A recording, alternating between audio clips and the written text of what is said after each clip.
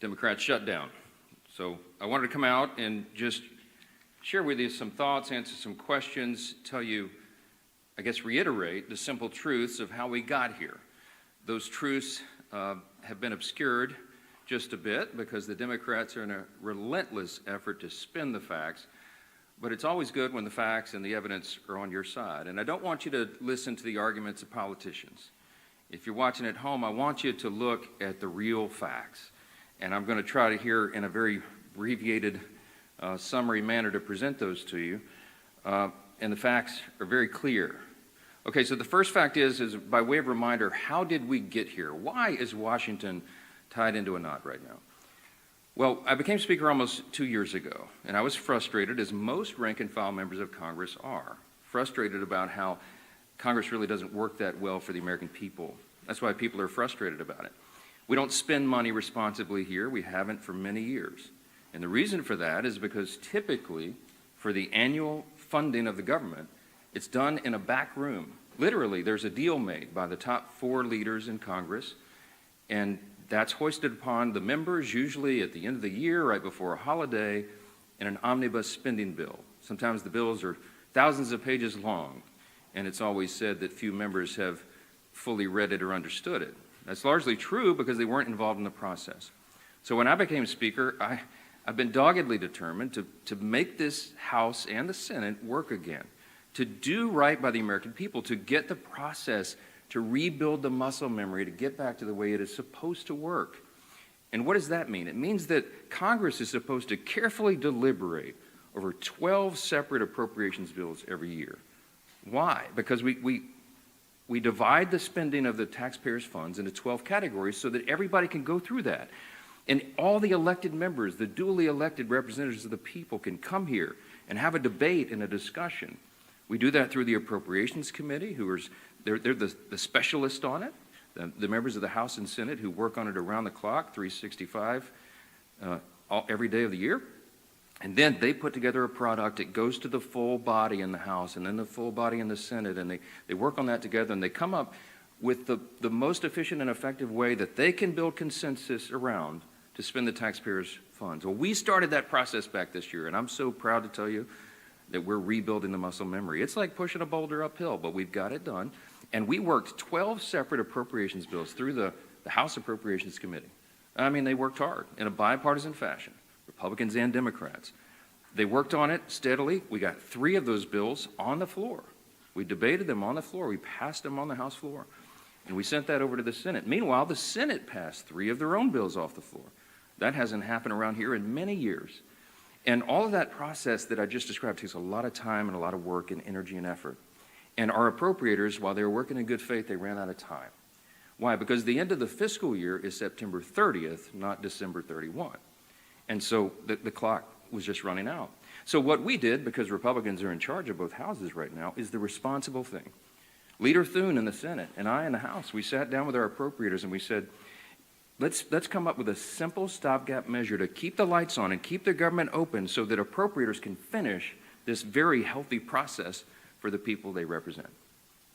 And so we put together a very simple, clean, continuing resolution. Why do we say it's clean? Because there's nothing to it. It's 24 pages. It's the bare minimum. It just says, keep the status quo, which, by the way, for all my Democrat friends, is the Biden-era policies and spending that we haven't been able to fix yet. We're in the process of getting appropriations done to repair all that, but we needed more time to do it. So in a bipartisan fashion, Democrats and Republicans got together and said, you know what? Fine, let's extend this until November 21st. The Democrats in the House agreed to that. That was the date. We put that bill on the floor. We passed it out of the House in bipartisan fashion. And we sent it over to the Senate. Well, now we expected, I thought, that Chuck Schumer would do what he's always done. The man has served in Congress 3/4 of my life, I think. And he has given impassioned speeches over the year, most recently in March of this year, that you have to fund continuing resolutions. You can't shut the government down because it's irresponsible and painful for the American people. He was right in March. He is not right today, which leads me to fact number 2. Fact number 1 was how we got here. Fact number 2 is why are we in this mess? Why did Chuck Schumer change his tune, and why is he now saying exactly the opposite of what he said 6 months ago? A picture's worth 10,000 words, okay? This is a copy of the Washington Examiner. Zoom in on that, all right? If you can't see this at home, I just had this on my desk on a big stack, and I found it. This is published March of 2025, March 26 exactly. It's a picture of Chuck Schumer looking very upset, very angry, walking out with a box, and all the House Democrats depicted their character, saying that he's an enemy of democracy. Why is he an enemy of democracy? Because the far left base in the Democrat Party has turned on Chuck Schumer because he did the responsible thing, kept the lights on. Why? Because they want him to show a fight against President Trump. So Schumer doesn't want to be in this situation again. So he said, my gosh, he got his staff together and he got the far left wing of the party. He said, what do you want? What do you want me to fight on? So they created a red herring. A red herring is a distraction. They decided that they would pick a fight on health care. Well, let me look right into the camera and tell you very clearly. Republicans are the ones concerned about health care. Republicans are the party working around the clock every day to fix health care. This is not talking points for us. We've done it. A big part of the One Big Beautiful Bill, the Working Families Tax Cut, was to fix health care. Health care is broken in America. It's too expensive. The quality of care needs to rise. We need more access for more people, and we have lots of ideas to do that. But that issue is for debate in the next 3 months. It always was. We have members working on that. The tax credit, the subsidy you've heard about that expires December 31st, there's a lot of thoughtful debate and discussion that has already been going on about that and will go on about that. But that's a December 31 issue. So Chuck Schumer is scrambling. He has to have an issue. None of their policies are very popular, so they decided to lob onto health care. And he decided to claim to all of you that is the issue with government funding. It is not. Those are two totally separate things. The clean continuing resolution would simply keep the lights on so that the members in the House and Senate can have those debates on health care. We were always planning it. We have lots of ideas on the table on how to fix it, but we don't yet have consensus on it because it's very complicated. We have time to do it. The month of October is a critically important time for us to get the House and Senate working on that very issue. But they're delaying it because they needed a red herring. So in his desperation, we get to fact number 3. In his desperation, they decided to create the red herring. They decided to claim that this is all about health care, which the September funding issue never was. That's a December policy issue. He tried to create it as a September funding issue. And in his desperation, they hastily filed an outrageous counter-proposal. It is a wild wish list of big government liberal nonsense that we can't do. Their priorities that they crammed into this. Now remember, a simple 7-week stopgap funding measure, the CR, that we passed out of the House in bipartisan fashion was sent over. And Chuck Schumer filed a counterproposal. Now this is his words, not mine. These are not Republican talking points. These are the facts. 2 exhibits real quick, as I've shown you before. This is page 57, an excerpt of his bill, section 2141, where you see that right there that they want to repeal the health subtitle of the Big Beautiful Bill. The One Big Beautiful Bill, the Republicans got signed into law July 4th. The Working Families Tax Cut, we're so proud of that because it has so many amazing things for all the American people, a marquee piece of legislation. But among the most important were the reforms that we did to health care. Why? Because Medicaid, for example, is broken. Medicaid doesn't work well. It's underfunded and it was full of fraud, waste, and abuse. And we took our opportunity to fix that, and we did. So what did we do? We went into Medicaid and we said, we got to stop the waste and abuse. We got to make sure that illegal aliens are not on Medicaid. Medicaid is intended for U.S. citizens only, not illegals who break our law and come over the border. And we've got to make sure that young, able-bodied men who do not have dependents are working and not riding the wagon. Work is good for individuals. It's good for the communities they live in. It's good for their own well-being and for the people around them. And so we said, don't sit on your couch and play video games. By the way, also not a talking point.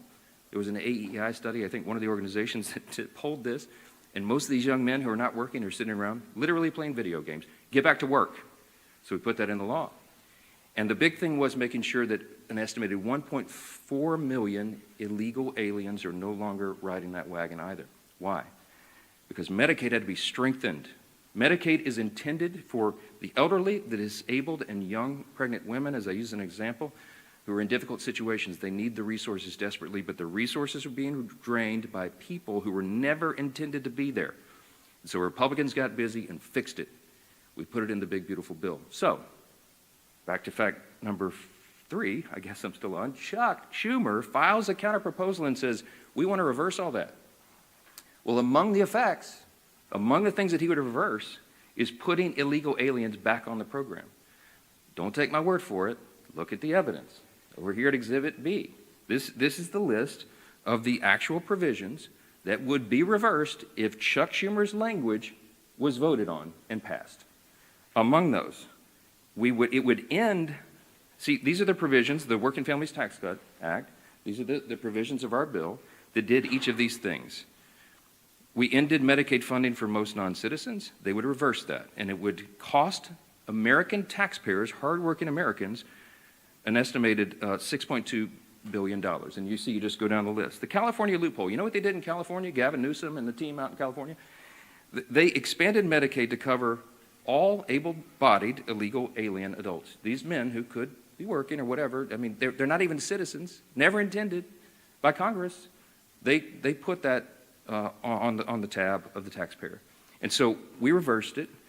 Chuck Schumer would repeal that. He would repeal those repairs, and this is what it would cost you. Do the math. I won't go through each line, but it's on the website, speaker.gov. You can pull this up. It amounts to $192 billion, $192.8 billion. So almost $200 billion that Chuck Schumer wants to put back in. Also, by the way, while he's repealing our health subtitle, he would also repeal the $50 billion that Republicans put into the bill to support our rural hospitals around the country. Why would Chuck Schumer do that? Because he's desperate for political cover. Let me keep going on this. By the way, these are enhanced COVID-era spending under Joe Biden for all this healthcare stuff. It was stolen, fraud, waste, and abuse, rife throughout the programs, and we fixed it, and they want to reverse that. By the way, this has always been what the Democrats wanted to do. You all remember, I know, the 2020 presidential election. We've all seen the video over the last week or so, where they asked every single candidate for the Democrat nomination on the stage running for president, is it your intention to give health care to illegal aliens who come into the country? Every single one of them raised their hands, including Joe Biden and Kamala Harris, and that explains a lot of this. All right, that's the facts. And I went on all the shows, I've been on all the programs, as many as I can, to just lay this out. And on some of these programs have been followed by Chuck Schumer or Hakeem Jeffries back and forth. Not one time have they been able to refute what they themselves put in writing. I hope that you will ask them about this. I hope that you will ask them, if it is indeed not your intention, why did you say that? Why did you do that? This is a key part of what they put into their counterproposal, which, by the way, amounts to $1.5 trillion in new spending that they want to strap onto a 7-week, simple, 24-page stopgap measure to keep the lights on so we can do our work. Fact number 5, don't ask me, because here's the answer. Why aren't you negotiating? There's nothing for us to negotiate. The House has done its job. The House Republicans right now are working hard in their districts all around the country. They're meeting their constituents' needs. They're going and explaining and providing the answers, and they're trying to help them navigate through this madness. Some of our Republican colleagues, we had a big conference call on Saturday. Many of them are working throughout. They're making trips to all their rural hospitals in their district to help them navigate and access this fund that Chuck Schumer is trying to take away. Republicans are on the job. We want to improve health care. We have ideas and plans to do that, to fix the COVID level madness and adjust Obamacare so that it works for more people, so you have higher access to care and the costs are reduced. And so they're doing that right now, but there's nothing for us to negotiate or to debate right now, because the House already did that. The House did its job. We passed our bill. We did the job to keep the government open, and now it's on the Senate Democrats. And that's the final fact, and I'll take your questions. Fact number 6, hold on, wait. It's just a tease. The ball, I have to finish my case. Here's my closing argument, okay? The ball is in the court of the Senate Democrats. There's only a handful of people in the country who can solve this problem. There's 47 Democrats. Well, 46 and one who caucuses as independent, I think. I lose track. But there's about 47 of them that caucus together as Democrats, okay? Here's the problem, remembering from civics. We don't have enough Republican votes to fix this because it takes 60 votes in the Senate to break this impasse, to open the government. There's only 53 Republicans in the Senate. We need some Democrats to be thoughtful and responsible and do the right thing, because why? Because real people are being hurt in all these political games. As Chuck Schumer is trying to cover himself and not have another series of articles like this, okay? That's why this is happening. There's a trend in New York that Chuck Schumer represents of electing Marxists. They're about to elect an actual Marxist as the mayor of New York City, the once cradle of capitalism, the largest city in America. It's stunning. And I think it's stunning to Chuck Schumer, too, because while he's a far-left politician, he's not nearly as far-left as these guys, as they want him to be.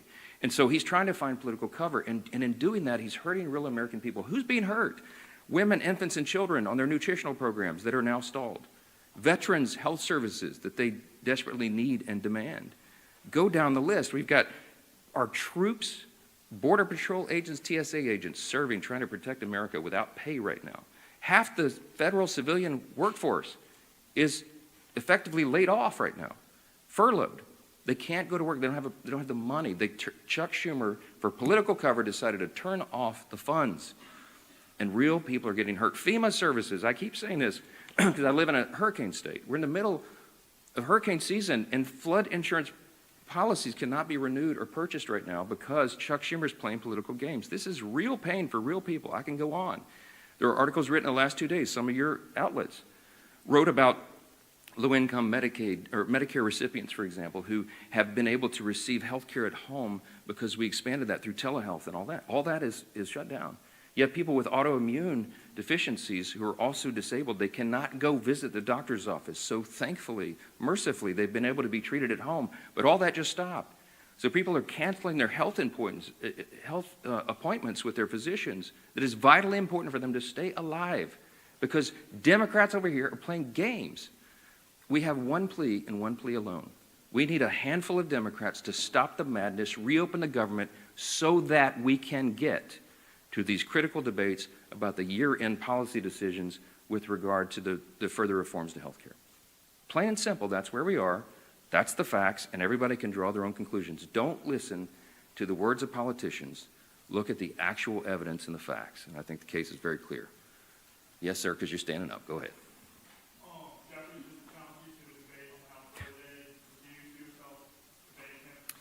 When the poll says that about 13% of the people approve of your messaging, then you make desperate pleas for attention, and that's what Hakeem Jeffries has done.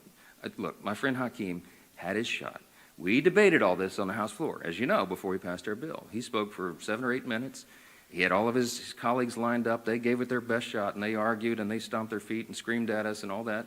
And still, we passed the bill in bipartisan fashion and sent it over to the Senate. The House has done its job. I'm not going to let Hakeem try to pretend for these theatrics. I mean, this is a Chuck Schumer decision. The ball is in the Senate's court now. The House has done this. We don't need to waste time on that nonsense. Those debates have been had. Hakeem is a friend and a colleague. I respect him, but we all know what he's trying to do there. Yes, sir. I'm anxious to get my folks back. And look, I want to bring the House back into session and get back to work, but we can't do it till they turn the lights back on. We need Chuck Schumer to reopen the government, and as soon as he does that, we'll bring everybody back here. Yes, back row. Yes, sir. Why not call it back in session? Because with respect to what you said at the start about the importance of passing bills, there are still 9 bills. Yeah, well, we've passed them through the House committee. They're out of committee, and we'll get them on the floor. And the appropriators have been working, and they are working as we speak, on trying to figure out which packages of bills we can move to the floor next. And there's some really good discussion that's been had. I myself have spoken to Democrat appropriators on the other side about these things and our commitments to move that and do it. I'll tell you, this is not some sort of confidential thing. I had I think a fruitful discussion with Senator Patty Murray about 2 days ago, a day or so ago. And I told her it is my full intention that if we break this impasse and we put these bills together, we have 3 of them in conference committee right now. Whatever the conference committee comes up with, I will put on the floor. I'm ready to go. But we've got to open government up so that they can move to that next level, so that conference committee can get that work done. That is small d democracy at its best. You get R's and D's, everybody in the room, and they hash it out, and whatever that final product is, we will move through the process. So we need to reopen government to do that. Yes, sir. Mr. Speaker, I know your intention is that the ACA subsidies don't end at the end of this calendar year. Do you disagree with the Democrats' position that these insurance companies are setting their premium rates now, and that people are going to have to make open enrollment decisions in the near future? Yeah, Yeah, they've been saying that some of the insurance companies will be sending out notices in early November. The last time I checked, it's October 6th. We have the entire month of October. We'll stay here around the clock to work through all these things, but we have to get government open again to do it. They're trying to obscure the issue. We are talking about a simple funding measure that the Democrats themselves have voted on over and over and over. Chuck Schumer, they voted on it 13 times during the Biden administration. This is the exact same thing that was on the floor in March when Chuck Schumer, I should have brought his video and let him give you the speech of why it was so important to pass it. Nothing has changed except the politics. So that's a political issue that they're trying to make out of it. Yes, ma'am. Thank you. You mentioned that there is no negotiation to be had, but you also acknowledge that funding the government has to be bipartisan. So is the only way out of this for Democrats to completely drop their demands? Is there anything that Republicans are willing to give? And have there been any conversations? It doesn't seem like the two sides are talking. I'm so glad you asked the question. Why aren't you dropping all of your demands so that it makes it more palatable for Democrats to join you? I didn't put any on the CR. Leader Thune and I have tried to explain this a few times. There's nothing for us to negotiate. I cannot go to the CR and go, you know what, Democrats, you're right. Let me take out these 3 Republican priorities. I didn't add a single Republican policy or priority or preference to the CR. It is 100% totally clean. It is an exact status quo replica of what we're doing right now, which again is Biden-era policies and spending levels. To our great chagrin, but in good faith. I presented that because I didn't want to play games. We are responsible. We're not going to shut the government down for people who desperately need these services and all these things that I've said are stalled. And so we didn't, no gimmicks, no tricks. There's nothing that Leader Thune and I can go to Chuck Schumer and say, you know what, okay, we'll pull this off. Would that make it better? No, I don't have anything to give. I didn't put any of our priorities on the spending measure because, again, all we're trying to do in good faith is get 7 more weeks to finish that appropriations process that we've been all so excited about. Jake. If you're not able to extend these subsidies, which is a possibility, who will own the political impact on that? If there are health insurance does show up political expense. That's putting the cart like a mile in front of the horse. Look, I believe that the subsidy issue, that's the December 31 issue, is a complicated one. It hasn't worked well. It's filled with abuse. We have a lot of ideas on how to improve upon that if indeed it goes forward. And I mentioned yesterday, there's 535 members when you count House and Senate, and there's probably 400 different ideas on how to fix that. But we need the next couple of weeks to have those vigorous, deliberate debates, which is how the process is supposed to work. So I'm not going to forecast how that comes out, and neither could any of you, because those debates haven't been held yet. And that's kind of the irony, because Chuck Schumer is saying something that he knows isn't true. He's saying, oh, you guys snap your fingers. You and Leader Thune go in the back room and tell us how that's going to be resolved today so we can reopen the government. That's impossible for me to do. I have to have the input of all of our members so that they can figure that out. So that's part of the process. Last one. Yeah.